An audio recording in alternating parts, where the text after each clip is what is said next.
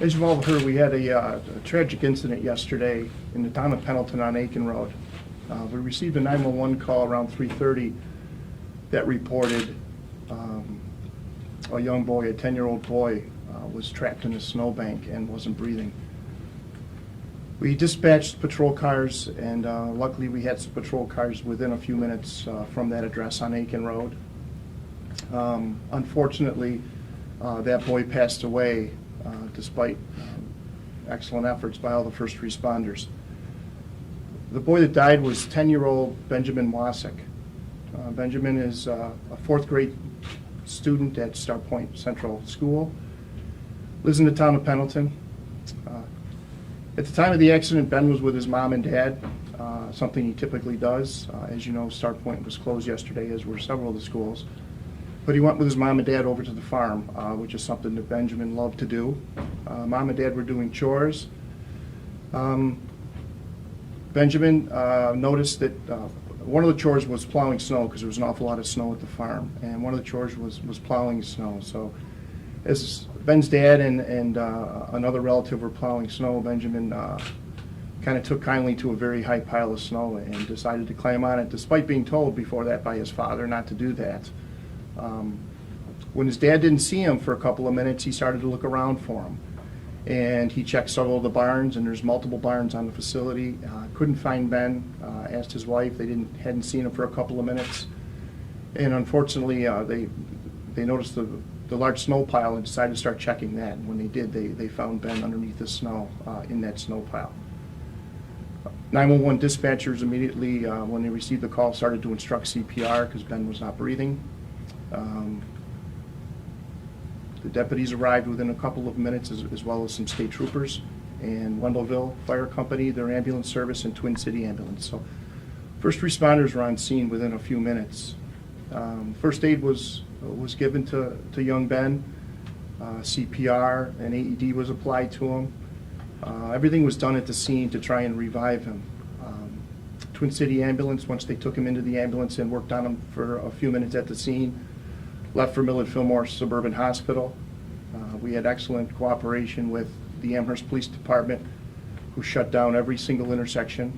The ambulance, I was told, drove straight to Millard Fillmore Suburban without having to stop one time because of all those intersections being closed. And it's a busy route coming from Aiken Road up to Maple Road in Amherst. The hospital worked on Ben for quite a while and eventually pronounced him deceased at the hospital. An autopsy was done this morning, and the cause of death, we just learned a few minutes ago, was ruled accidental by asphyxiation. In talking with Ben's parents, Ben was your typical 10-year-old. He loved to be at the farm. He loved to work. It was not unusual for them to be there. He was very familiar with his surroundings. But as you know, 10-year-old boys, you know, they like to play, and that's what Ben was doing. Ben was an avid fisherman, loved to play baseball locally here in Pendleton. Was a great classmate, I understand, at Star Point School in fourth grade in Mr. Flynn's class. And just a kid that loved life. He spent his summers up in Canada at a family farm, a family cottage, where he did a lot of fishing and just always wanted to be in the outdoors. I think the first responders did an excellent job yesterday in very difficult circumstances. I think all their efforts gave the best possible scenario for Ben to survive. Unfortunately, in this business, we don't save everybody. I was in contact last night with Star Point Central School. I reached out to the superintendent just after the incident to inform him that he had the death of a student in his school, although I didn't tell him who it was at that point because I wanted the family to be able to notify each other. Late last night, I did inform him who it was. Superintendent Croft put together a crisis team last night. They met early this morning, and he deployed several counselors, psychologists, and teachers who are taking this extremely difficult at Star Point. He deployed an entire crisis team and is in the process of working with the students, not only in Ben's class, but in his younger sister's class, which I believe is third grade. So there's a lot of activity going on at Star Point Central School as well. Starpoint will be releasing some type of a statement within a few minutes, as I understand.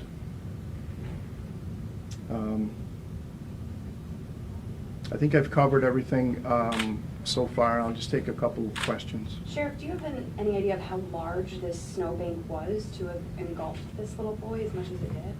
It was large. It was probably about 15 feet high. Jen, in that area, they were plowing snow and pushing it up against a barn to get it out of the parking lot area. So it was a pretty significant snowbank, and of course would be attractive to a 10-year-old boy to have a lot of fun on. Can you spell his first and last name, please? It's Benjamin, which is the common spelling. Wasik is W-A-S-I-K. W-A-S-I-K. Did he have any pre-existing health conditions like asthma or anything that would have made the situation, you know, more dangerous than it would have been for a healthy child? Was he healthy? There's no evidence he had anything pre-existing. He died of asphyxiation by entrapment. By entrapment. We've all warned our kids about, you know, playing in snowdrifts, et cetera. I mean, this is really, it's got to be a moment for you to send a strong message out, you know, that is a serious thing to, you know, relay to your kids and your families. The accident is tragic, but as I said, you know, Mom and Dad warned them before to stay off the snowbanks. I can tell you that these are excellent parents. The Wasik family is a large family in Pendleton, known by everybody. They're great people. They're known by, you know, a large number of our deputies. Some of our first responders knew the little boy that were at that scene. They're very good parents, but as you said, yes, snowbanks can be dangerous, but this is so out of the ordinary, it's so tragic. There's no way you could have predicted it. Where was the sister? Time she Pardon me? The sister? Where was she at the time this happened? I don't believe she was on the scene. I'm not sure where exactly she was. I didn't ask that question, but she was, I believe, a third grader, so she'd be a year or 2 years younger. So, Sheriff, you mentioned that the father turned away for just a couple minutes, so this all happened rather quickly, correct? It did occur rather quickly. Initial reports were that there was a period of about 20 minutes where they were looking for the boy, and that's consistent with the boy's body temperature that we have knowledge of. Could you speak of the mental state of the deputies? I can't imagine dealing with a case like this. Quite upset. You know, we have plans in place, counseling, 2 different counseling sessions today for our deputies. Our dispatchers, as you can imagine, were very upset. Nothing more frustrating than being on a phone when you're a mom or a dad and being 10 miles away, and you're doing your best to instruct CPR and to give this child the best possible chance to survive, but you're stuck in a room. There's nothing you can do. So, yeah, the deputies are hurting. I can tell you the fire company's hurting. I've been speaking with the fire chief, Twin City Ambulance. No one wants to see a kid die. You know, no one should have to bury their children. They're hurting, but they're not hurting anything like the Wasiks are. Sheriff, did the little boy fall into the drift, or was he digging through the drift? Do you know? It's really hard to tell, Ed. We saw evidence that maybe he was digging a tunnel. Without a witness, we don't know when the snow fell or how it fell. As you know, when you have plowed snow, it's very loose. It was snowing at the time. It was windy. Dad was keeping a close eye on him, and immediately when he didn't see him, got off his tractor and started to look for him. There's a lot of big snow piles around Lockport. What advice or warnings would you issue to other parents because of all the snow that's fallen here? You got to keep a close eye on the kids. They're going to want to play. You know, I saw driving back yesterday between the house and the hospital, I saw 3 sets of kids on snowbanks going up to Amherst, and I wanted to stop, you know, at all 3 and ask them to get off. They obviously were all fine, and typically they are fine. This was a very odd event. The parents did everything they could to keep an eye on him, and as soon as they didn't see him, they started to look for him. A couple years ago, or recently, Mike Wasik retired from the sheriff's office. Is he related to the young boy somehow? Mike Wasik retired from the Lockport Police Department. It's Mike's brother is the father, so it's Mike's nephew. Okay. So Mike is obviously was with his brother all day yesterday, and Mike's one of those cops that saved a lot of people in his day, and wishes he could have saved his nephew yesterday. So Mike's taking it pretty hard.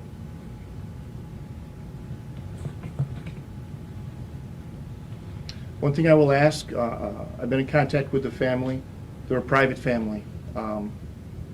I had some people from the media ask me if they wanted to do an interview, and their answer is no. They politely declined.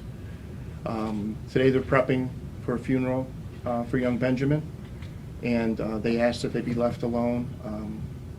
I wasn't even sure if I was going to do this press conference, but I did it with their good graces. I'm not going to talk about it anymore. I'm going to respect their privacy, and I hope that you guys can respect their privacy as well. Is there anything that the community can do? Because I'm sure people are going to want to reach out and show some condolences. The Wasiks have a very large extended family. I'm sure that if something comes out that through social media that will be made public. I think the best thing the public can do is just pray for their family. Mom and dad and the grandfather who owns the property was there as well, and they're just absolutely devastated, as you can imagine. Has anything like this ever happened in Niagara County? Not that I'm aware of. I mean, I can think about, it had to be a good 15, 20 years ago, Eric Road in Wheatfield, we had a similar occasion. That's going back a long ways. When I was a newer deputy, I can't think of anything since then. With me today, I forgot to tell you guys, this is Captain Bruce Elliott. He's the head of our criminal division. He's overseeing the investigation. But based on what we saw yesterday and the work we've done today, and with the autopsy report coming back, just a verbal report coming back a short time ago, this is going to be deemed an accident.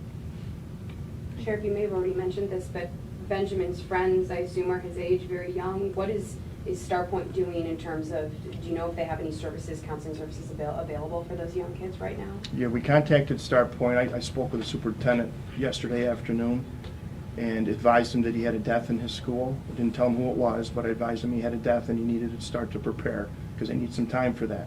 So he started preparation last night. They brought in numerous counselors, psychologists.